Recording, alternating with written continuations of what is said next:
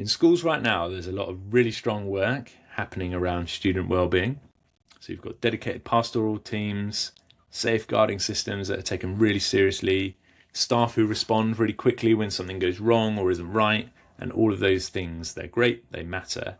But we think that there's also some confusion in that system because a lot of what we call wellbeing support is actually just an intervention and it's not prevention. And those two things are fundamentally different. So intervention is what happens when something has already gone wrong.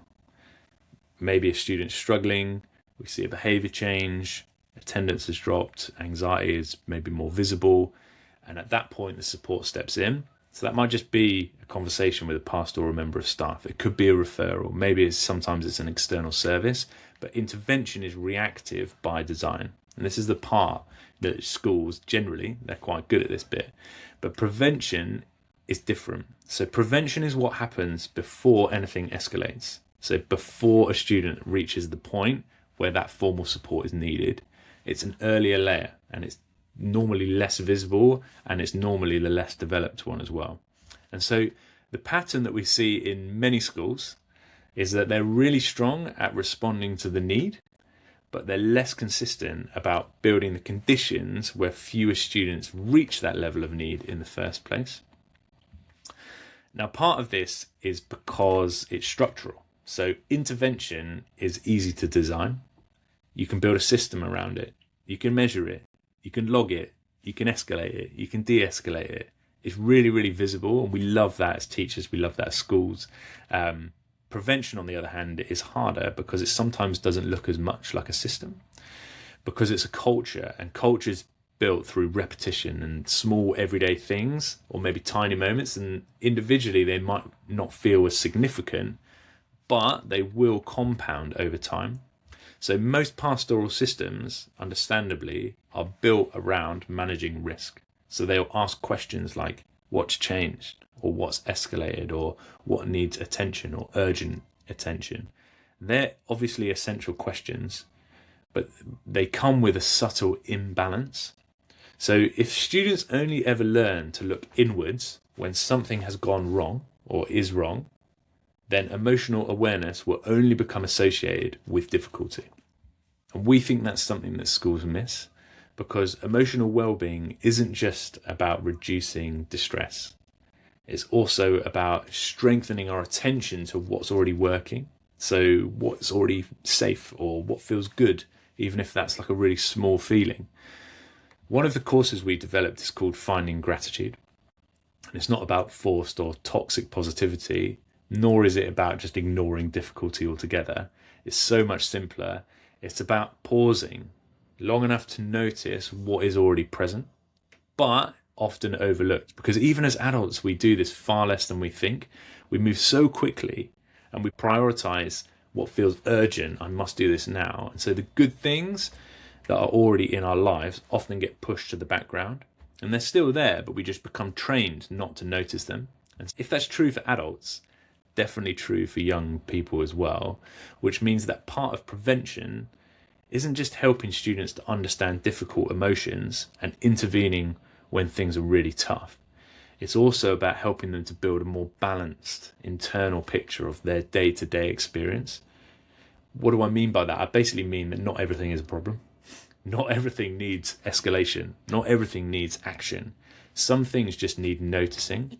And so if you're in a school where your interventions are working and you've got really tight systems and everything works on time and everything gets followed up well and they're really well thought through, but you're wondering why your pastoral demand keeps increasing, part of the answer to that is that you are consistently meeting need at the point of escalation, rather than shaping the conditions that will reduce that escalation in the first place. So what does that actually look like in practice? Well, it's definitely not just another initiative or another one-off program. It's whether your students are regularly building the ability to recognize the many, many, many sides of their emotional experience. So they could be asking questions like, what feels difficult, or what feels steady, or what's going really well. Prevention is so often misunderstood as just earlier intervention, But that still assumes that a problem has already formed. So true intervention is broader than even that, because it includes emotional awareness, and that is a skill set. So do your students notice and understand what is happening internally? Not just when things go wrong, but also in just everyday normal moments too. And if they can't, then they will default to really narrow emotional categories. So they'll say, I'm fine, I'm stressed, I don't know, or they're going to use behavior instead of language. And that's normally the point where intervention has to step in anyway. So let's be clear at this point, intervention is not the problem. It's necessary, it's essential, and it's going to keep your students safe. But it cannot be the only layer, because if intervention is the only consistent system in place, then you will always be slightly behind the need, and you will always respond after something has become more difficult. Prevention is going to shift that timeline because it's going to build earlier capabilities. And that really includes two key things. It's going to help your students understand what is difficult. That's important. But it's also going to help them understand what is already working, what is good. And that's also important. And just as a slight side note here, there's a lot of discussion about how to develop resilient young people at the moment. But resilience, emotional resilience, is not just about being able to cope with challenge. It's also about not interpreting every single moment as threat or pressure. And so there's a level of balance that's actually required there. It's a slight segue, but it does feed into our wider belief that low stakes, repeated, scaffolded, regular reflection and awareness of both difficulty and stability is really, really critical. And they are the things that are going to shift the culture in your school over time.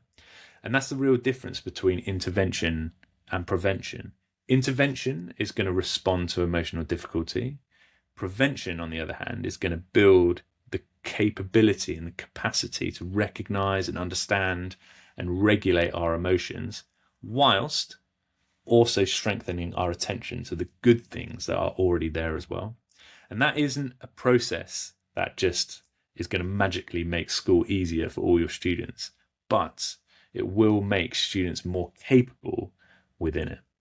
That's all I've got for today. Thanks again for watching, sticking around.